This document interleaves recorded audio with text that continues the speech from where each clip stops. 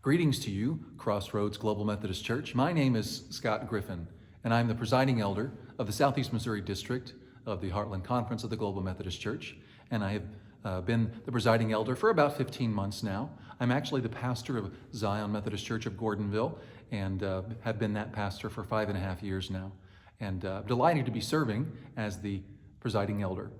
And I wanted to offer you this video today to talk with you about some of the difficult changes that have gone on in the life of CrossRoads Church. I want you to know how prayerful I have been in this time for your church, for your last pastor, and who may be coming in as your next pastor, whoever God would lead to do just that.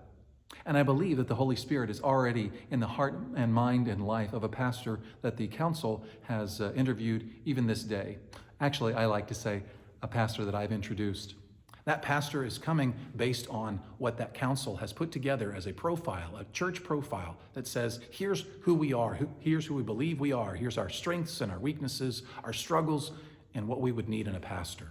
And so the life of CrossRoads Church has spoken into who you may need as a pastor, and it just so happens that the pastor that they have been introduced to today, as I make this video for you, this pastor meets and exceeds in every category that we have in the Southeast District. There's 16 different categories. We have not yet submitted that information forward to our conference superintendent, and who would submit it forward to the bishop to be ratified for an appointment. So we can't speak into all of that just yet.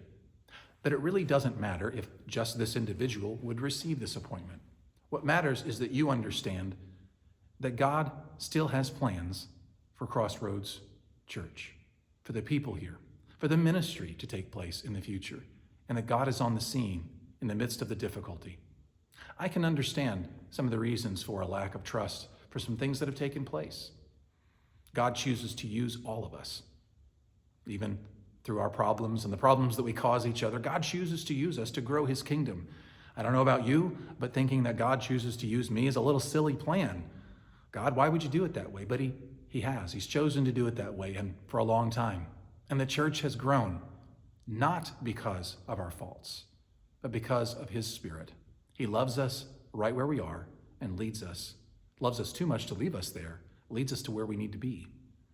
And I really believe that your next pastor, whoever that would be, through the Global Methodist Church, will be exactly what you need at this time. So this message may be going out to those of you who have become distant to the church. Maybe you've decided not to come back. That is your choice. If God is leading you elsewhere, you should follow the Lord's leading.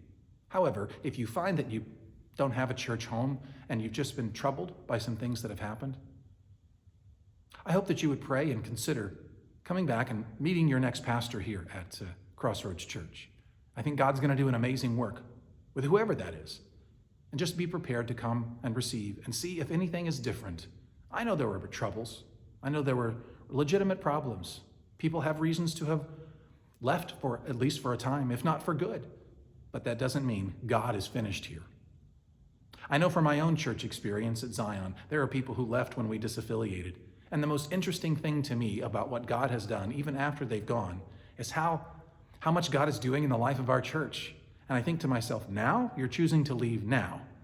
Now, our circumstances are not and have not been what you all have gone through. And I don't want to make that too small, but I do want to say, if there's a time to check in, there's a time to participate and be a part, it may just be now as this new pastor comes in. That doesn't mean all the things in the past didn't happen and don't need to be dealt with and addressed, but it does mean that God will have the final say. So if the Lord would lead you in that direction, I pray that you would not belabor that and that you would honor the Spirit of the Lord at work in your life to encourage you to be back right here at CrossRoads Church. I have been prayerful for CrossRoads, as I have been for all of the pastors and all of the churches, the 15 on the district, and I will continue to be, and even more so for the changes that have happened here. Just know that I'm very confident in what God can do and what God is up to already in the life of your church.